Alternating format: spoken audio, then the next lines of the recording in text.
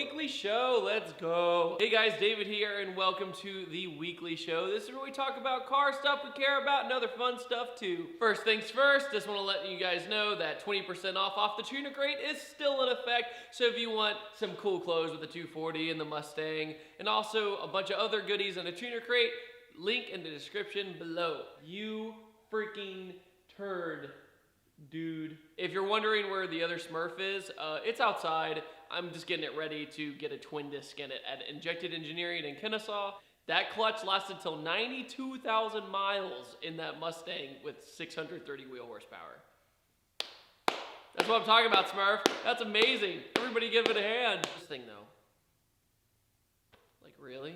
The other day I went to just go hang out with some friends at the shop, and my battery died and the car wouldn't start. And I'm like, well, that sucks. I got my Mustang, jumped it, put the hatch open, then turned on the Mustang, realized my 240 key was on my keychain, turned the car back off, took the 240 key, ran back in here, got it all going. Finally got the car going, because when I turned the key, I didn't even get a click. Like, it was like dead. And apparently somebody who had sat in the car had turned the light on and left the light on, which could have been me, but I actually have no idea. After that, we get to Advanced Auto Parts, and then I come outside and my tire's flat. So my battery and my tire went flat in the same day. So then the next day, I actually went to a place called Global Tire, and they were really cool to help me out on such short notice. I just showed up and they helped fix it. Shout out to them for the great help. But yeah, it's just part of it. Cars are cars. All right, so let's get on to the story of the day, and that is, was I wrong about the Supra? Look, everybody has an opinion. Some people really liked the camoed out Supra that was going around. I did not. That is gross. It looks like a Z4. That doesn't look like a Supra, even though, they're using a BMW drivetrain, so... it had those weird round lights on it. I'm like, that's gonna be the Supra's taillights? Oh my God. The greatest thing about the Toyota Supra, the Mark IV especially, is the booty. Like, that is a nice booty. Why do you want to get rid of that nice booty? That video of me insulting the Supra has the most dislikes of all time of my channel. But I think it's because people are defensive about the Supra. We all love the Supra and we want it to be the best it can be. Now, our friends at Car Throttle posted this rendering. That's what I'm talking about. Now, it's not even close to the Mark IV like a lot of people wanted, but it is much closer to the FT1 concept we were all promised that would be put in production as the new Supra. The front is also pretty close to the FT1. I don't think the Supra rendering looks as aggressive as the FT1, but honestly, it's so much better than those ugly round taillights. I really think they had those taillights on the camo car to really throw everybody off that was the Supra. Hats off to you, man. You tricked a lot of us, including myself. If this is what the Supra is gonna look like, you know what? I think I'll be okay. Now, will the new Supra ever live up to the Mark IV's legacy? No way. I think it's gonna be very difficult for that car to live up to that, especially without a Toyota engine in it. The 2JZ was a Yamaha collab with Toyota. Now it's a BMW collab, but it's mostly BMW in the drivetrain. Let me know what you guys think of the new renderings of the Supra in the comments below. And let's move on to our Q&A. This Q&A is sponsored by Throttle.com. So if you want a really easy place to buy car parts, go check out Throttle.com, and I have a discount code for you in the description for a membership. Jacob asked an amazing question. What city in America has the best car community and car culture? My bets are Detroit, Atlanta, Tampa, Orlando, Miami, Florida, and of course, San Diego and LA. LA is a huge, massive car scene, but it's very high risk. The reason I say it's high risk is because of the modified car laws there. I had never seen so many modified cars pulled over than in my time I was in LA 2 weeks ago. Apart from that, Georgia and Atlanta is a hidden gem. Not a lot of people know about Atlanta's car scene. I mean, Caffeine and Octane, the show here that happens every single month, has up to 3,000 cars every single month. Tampa, solid car scene, and along with Orlando, but it's flat land.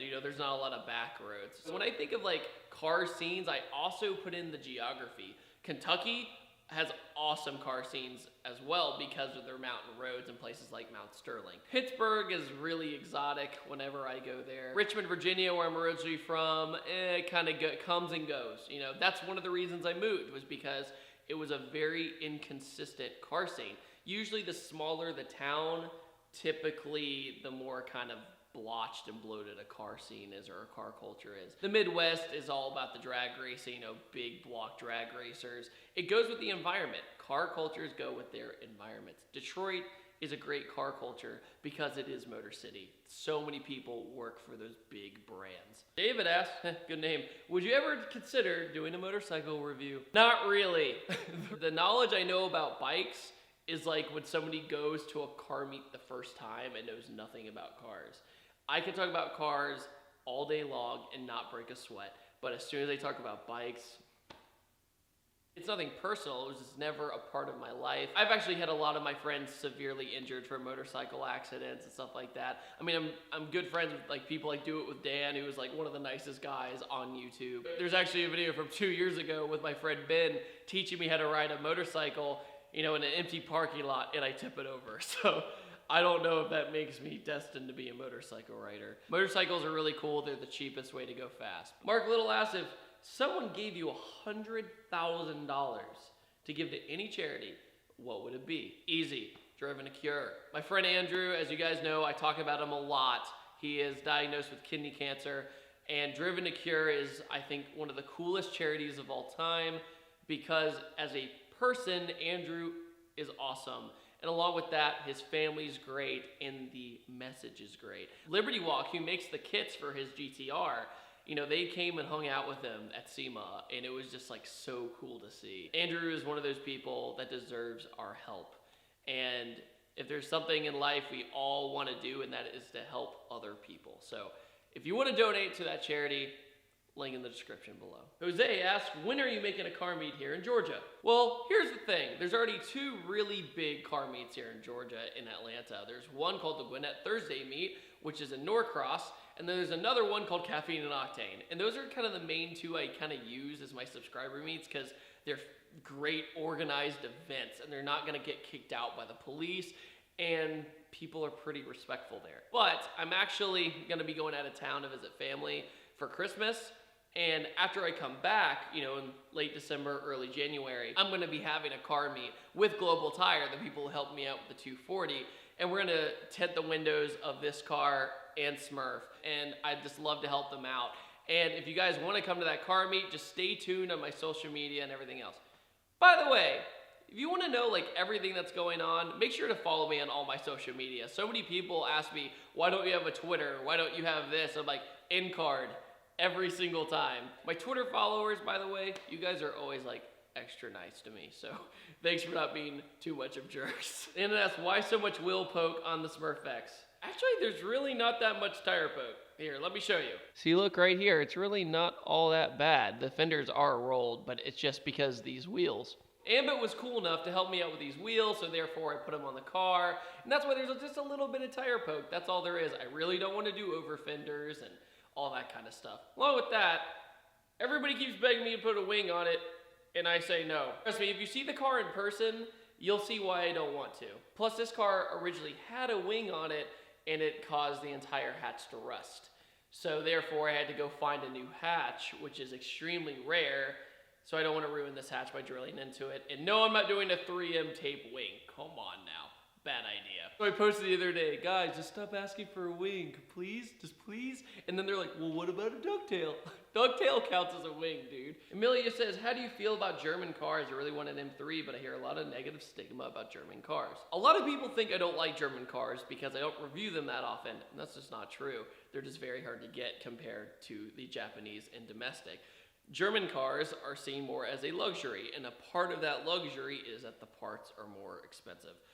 That I will argue that to the death. Like, I heard a friend of mine get an exhaust for his 335i and it was thousands of dollars. I'm like, why is that metal pipe with a muffler on it thousands of dollars? That's absolutely ridiculous. And along with that, if you have a BMW, say, out of warranty, if you don't know people who can work on those cars, you're gonna have to bring it to the dealership, and the dealership is going to slaughter you, no matter what.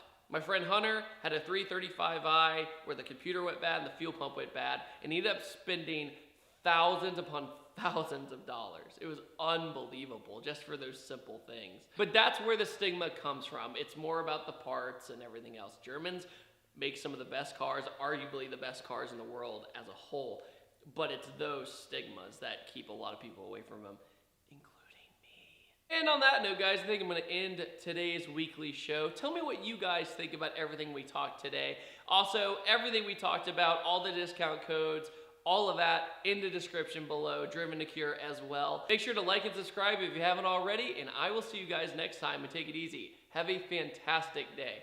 Woo!